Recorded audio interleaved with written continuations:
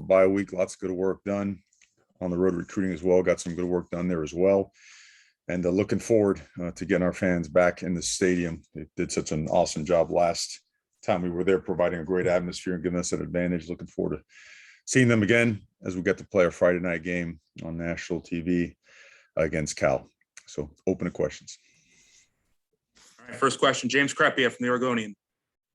Mario, kind of two-parter here, but how much does the offense change, if at all, without CJ? Given you guys were going to be looking for a little bit more vertical passing in the first place, but without him, how does that impact some things? And why are you guys confident that, and I'm not criticizing Travis, but you haven't had to ask him to be a 20-touch or 20-carry a game player before. And if he does that for you the next 8 weeks, it would shatter what he's done from production. Why are you confident he'll be able to do that for you the next 2 months? The offense doesn't change. We'll play the backs. They'll handle the reps that they can handle. We've got good running backs. With the absence of CJ, the load will have to be picked up by another couple of guys. We typically play 2 heavy, and then a third back gets a couple of reps.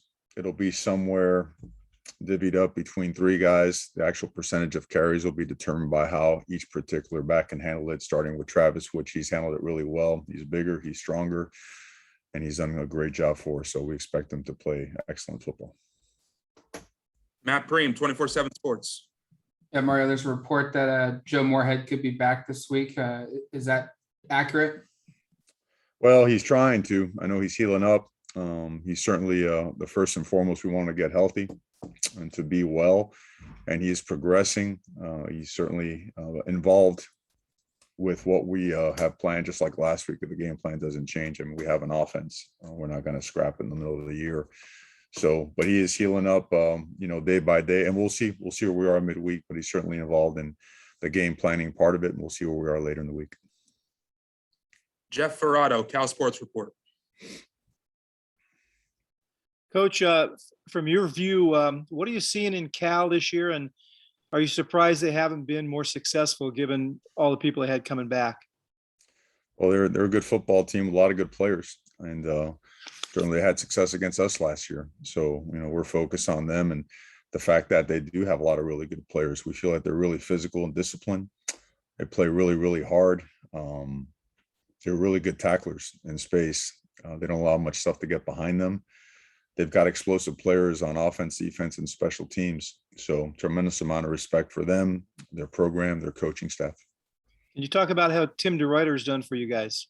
He's done a good job, done a solid job for us. We're improving in some areas and got to improve in some others. So, happy that he's with us and we're continuing to progress and hoping to have an even better week this week. Thank you. Jared Denny, Scooped Up. Hey, Mario, I'm wondering with Bennett going down, obviously a tough break for a guy who's having a really, really good year. What does that star position start to look like behind Jamal? Well, the addition, or I would say the return of a guy like Damon David helps out.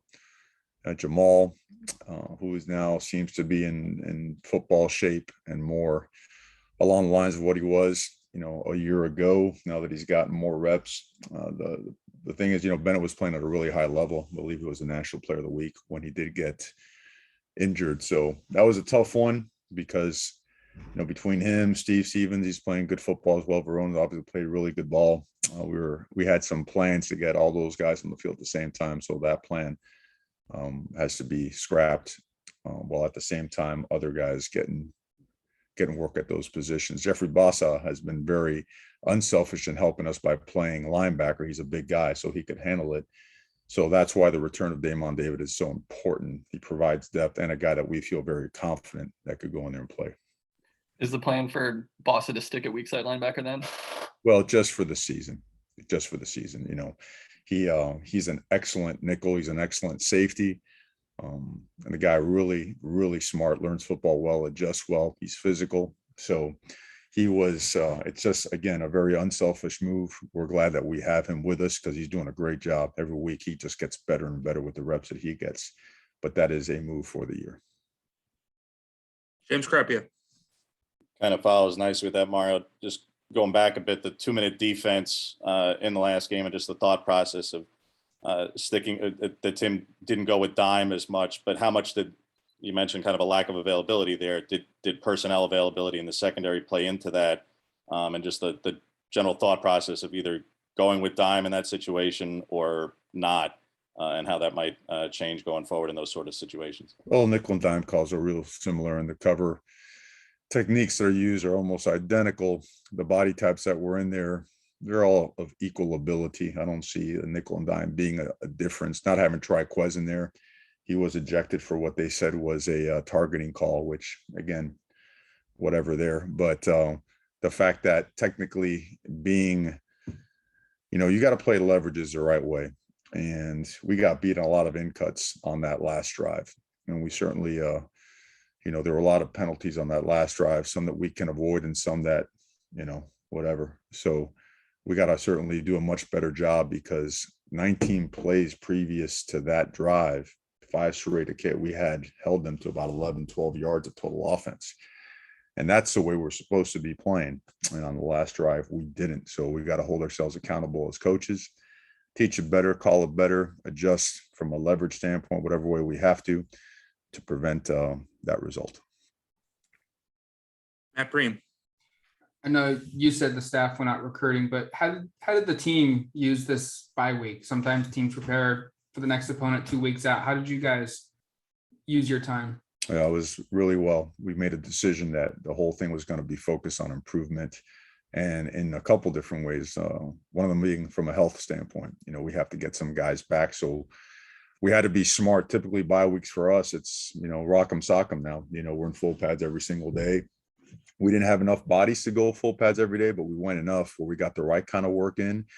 Guys that needed some, I would say, work, but not in full pads, still got the right type of work, whether it be conditioning, technical, fundamental. We worked on all our schemes. And of course, during the bye weeks where you always want to create your wrinkles, your evolvement of your systems, as we like to call it, as well as tighten up the things that you need to be better at. A lot of not only young guys, but guys that have been, in line and waiting their turn, get multiple reps.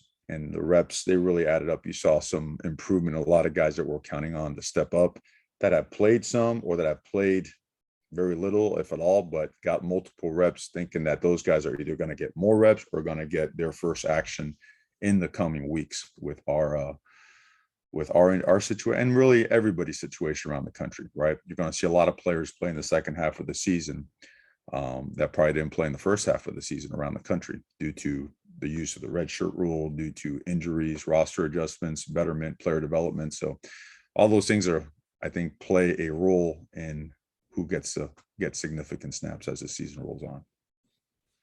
James.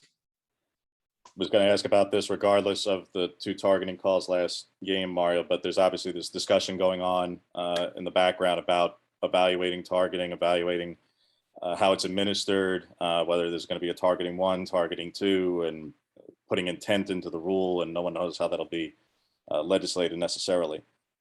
Not just in light of the last game, but in general. All right, with these conversations going on, how would you like to see targeting adjusted going forward when this is very much a hot topic in the sport at the moment?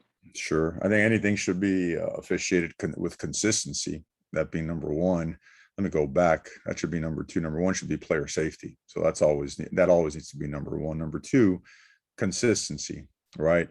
And then really, I mean, there has to be a form of discretion, because you're impacting games. You're really interjecting someone's discretion into the outcomes of a lot of games and affecting the next game in certain cases, without the opportunity to appeal, right? I think it's really easy for someone to make judgments when they're able to super slow-mo things on a monitor, as opposed to bodies changing positions and guys not being able to avoid certain contact and in fractions of seconds at full speed. So I think there has to be a reevaluation of the system while always keeping player safety first. Jared Denny.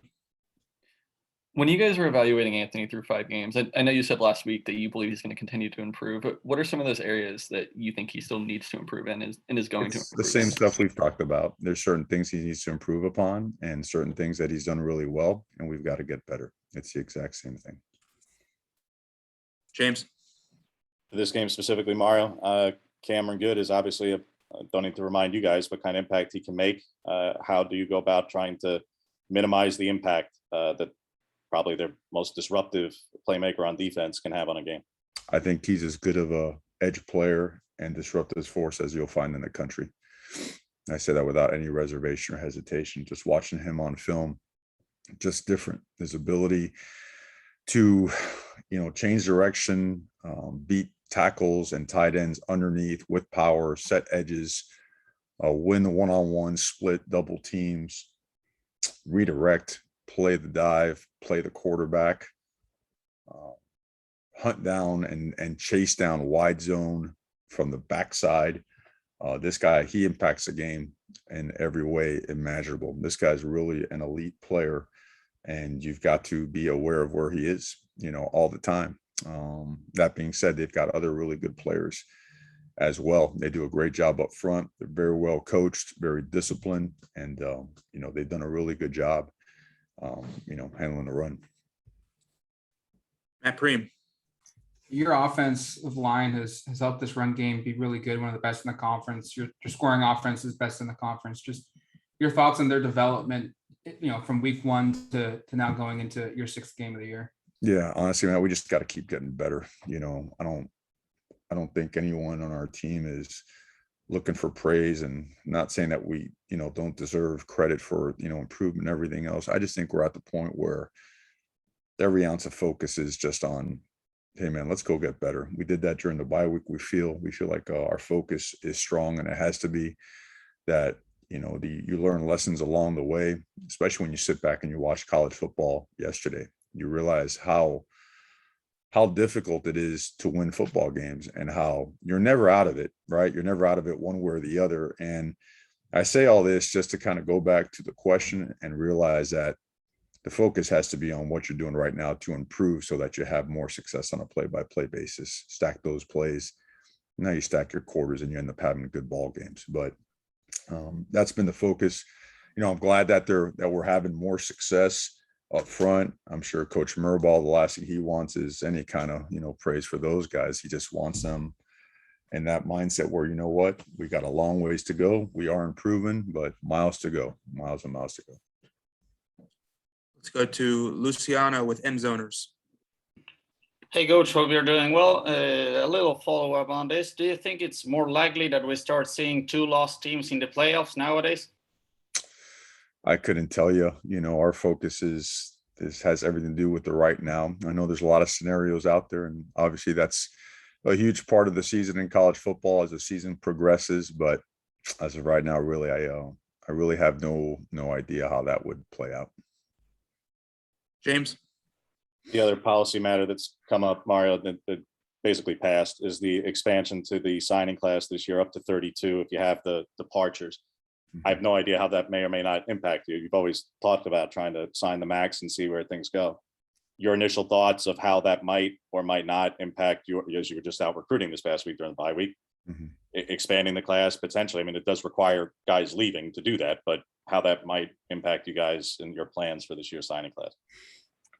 Again, it all depends if you're allowed to sign, if it's a retroactive type of, criteria to be able to do it, or if you can just project and then figure it out later. I don't know. I think it's smart to be able to provide some relief, because teams have found themselves in a real pinch, and not only because of transfers, but sometimes, maybe they should expand it and also look at post-spring. God forbid there's some injuries in some critical areas. Example, if this was spring ball right now and we had the injuries, we had a linebacker, we'd be seeking to sign 3 or 4 guys at that position. So there's some things to be taken into account, because again, there's a way for, spots to be vacated, but there's not a way for spots to be replenished or roster to be replenished. And I think it's smart that we're investing and looking at some ideas. I'd like to see how the whole thing lays out, really, James, before being able to comment on it further. Any more questions for Coach? All right. Thank you, Coach. Appreciate your time. Thank you, guys. Have a good day.